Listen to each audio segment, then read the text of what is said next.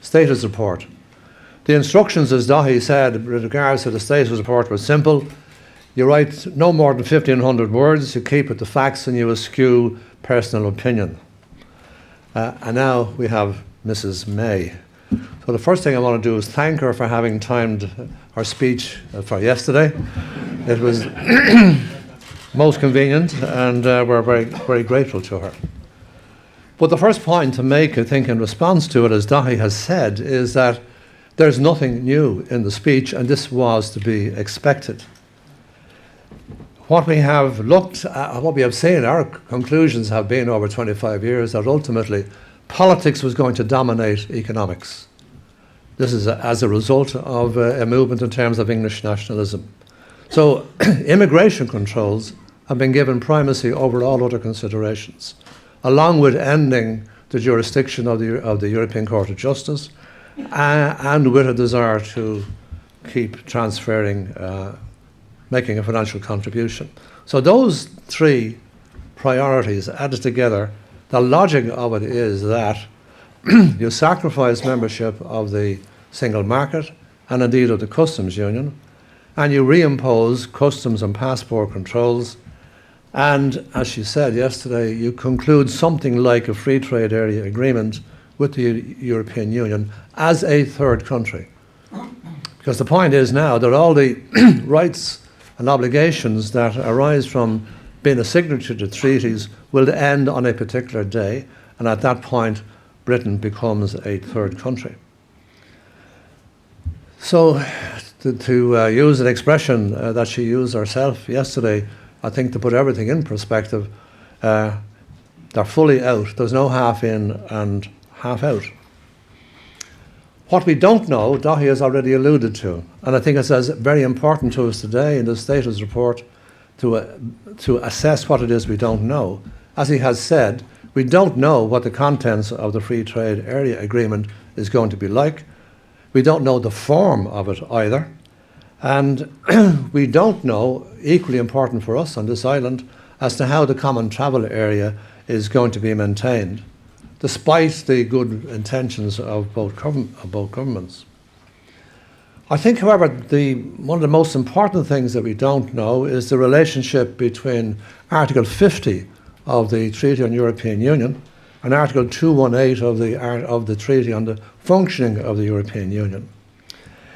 We don't know whether or not these are going to run in parallel or run in sequence. Mrs. May is certainly of the view that they will run in parallel. She refers to the fact that Article 50 makes reference to the new arrangement between the outgoing member state and the European Union. And she says you can't make reference to something that doesn't exist. On the other hand, Article 218 is very clear that it's designed to handle the processes for concluding a trade agreement between a third country and the European Union. In other words, you can't really get into it until such time as Brits have actually left the European Union. There's a dilemma here, there's a catch-22, and how it's going to be solved, I'm not quite sure. That means that following the day in which British membership ends of the European Union, there could be two transition periods, not just one, as is being talked about. There could be a period to do with the running down of the acquis communautaire on the one hand, and running in the new arrangement on the other. But there could also be a period simply to get to the new arrangement. Now, all of that has got profound implications for business because it could elongate the whole period of getting to a stage where we actually know what's happening. The other thing that she did not mention yesterday, which I think adds to the uncertainty about timing, is that there's going to be a bill to be paid by the United Kingdom for disengaging itself from the European Union. As you know, the figures being bruited about at the moment, in Brussels particularly, vary between 40 and 60 billion, with a lot of emphasis on the upper end of that spectrum, 60 billion. Also, the intelligence would indicate that, from the point of view of the Union, that this is to be the first issue to be sorted out before anything else is agreed. So you can imagine that that can take quite some time, and it eats into a very limited timetable anyway. You all would have seen what Barnier said about the division of the 2 years, really leaving yourself with just a little over a year's actual negotiating time. So we don't know what's going to come first here, we don't. The real problem is, I think, that the debate about the bill could delay the timetable, and if it does delay the timetable beyond 2 years, you're into really serious political water here, because you have European elections just shortly after the expiry of the 2 years. The incoming European Parliament will need at least 4 to 5 months to get up and running, and all that's wasted time if you want. And of course, at the very end of this, it's got to give its assent to the whole deal. But where that extra time to spill over for 12 months or more, you're now into the British general election in 2020. So all of this could be quite problematic, to say the least of it. And we're not talking about what else might happen in other countries such as France and in Germany. The next phase of this study of ours will be on what we call at the beginning, when we're setting the scene, is an asymmetric shock. Because our belief is that Ireland will be more disproportionately affected than any other country, both politically and economically. Politically, we don't have to explain why, because of Northern Ireland. But economically, as Daithí has mentioned about trade, there's also the things such as free movement.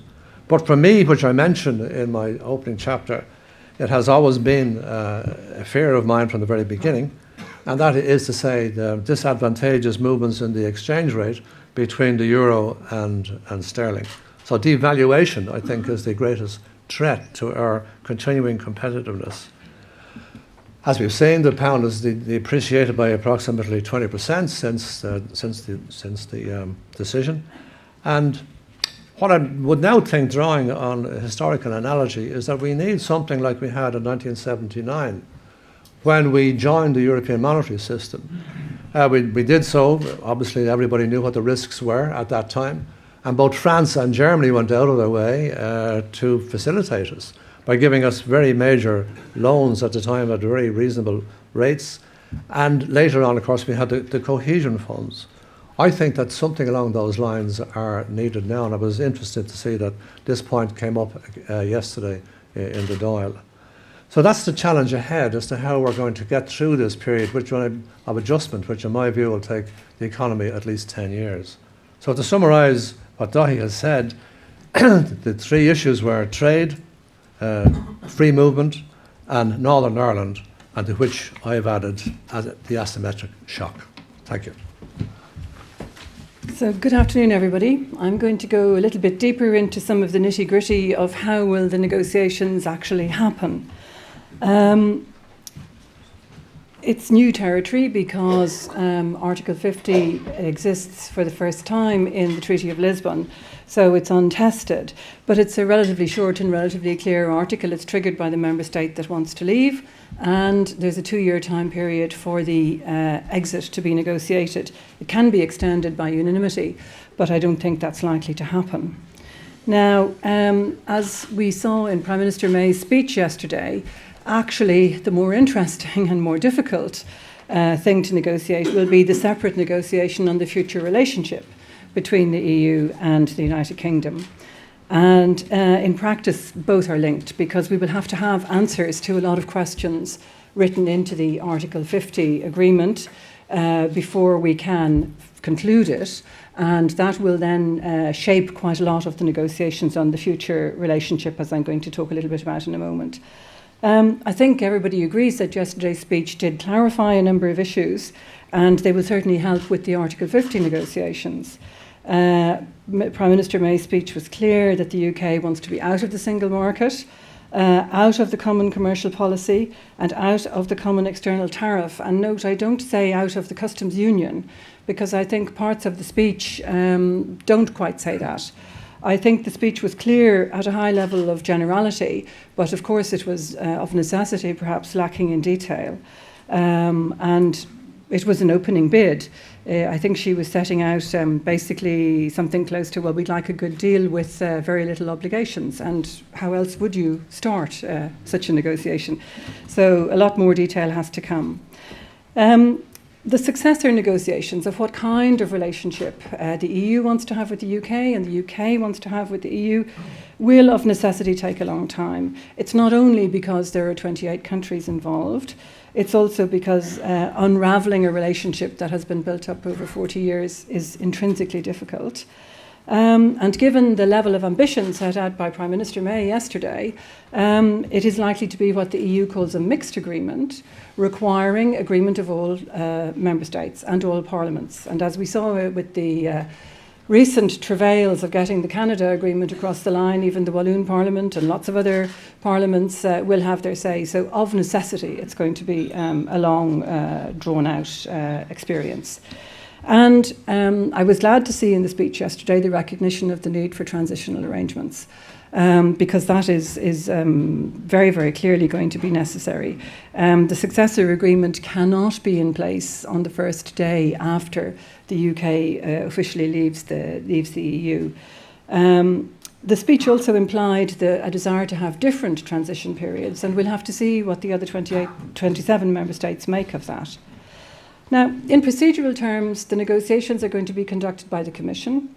That's the norm in trade negotiations. It's also, interestingly, the norm in accession negotiations. So here we have the opposite of an accession negotiation. But of course, every member state will follow very, very closely. So there will be very, very regular debriefings. President Tusk's staff will be represented in the Commission negotiating team, as will the rotating presidency. And Coreper, the General Affairs Council, will have a key role in preparing the European Councils, which I expect to discuss this issue at every single meeting they will have for several years to come. What kind of successor agreement could there be? First of all, it's clear, and it's more clear since yesterday, that it will be tailor-made, it will be sui generis. But of course, we already have a lot of examples to draw on. And over many years, the EU has concluded free trade agreements with lots of third countries.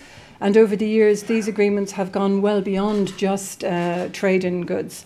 So they now include a whole lot of other things, from obviously trade and services, but also some have justice and home affairs cooperation in them, some have cultural cooperation in them. So there are examples to draw on, and each one is tailor-made in the end of the day. An issue that I think will start to become clear is the extent to which the UK will still be bound by EU rules and regulations after it leaves. And I think this is beginning to dawn on parts of UK business. Because in order to sell to the European Union rules will apply.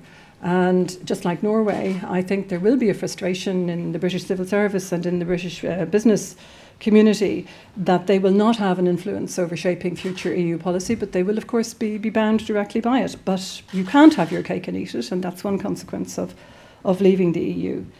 It's also clear, it's very clear that the two things the UK wants to escape from is freedom of movement and the control of the European Court of Justice. But for any free trade agreement to work, there has to be a dispute settlement mechanism. What happens when all the good intentions fail to materialise and there's a breach or a perceived breach of an agreement?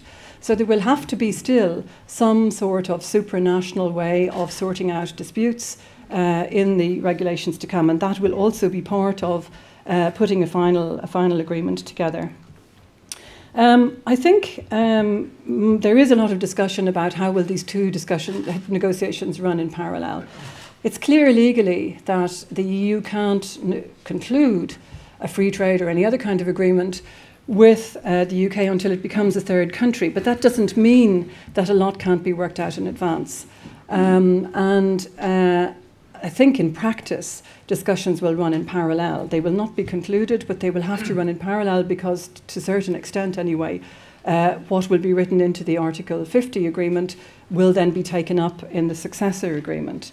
I think the Commission has maybe been misunderstood on that. I don't think the Commission has ever said, and certainly doesn't intend, that we will have no discussion with the UK before it actually leaves the Union on what the successor relationship will be. That would not make sense. That would lead to even more disruption than we're likely to face at the moment. But of course, both legally but also technically, it won't be possible to neatly conclude the two sets of negotiations in 2 years and then have one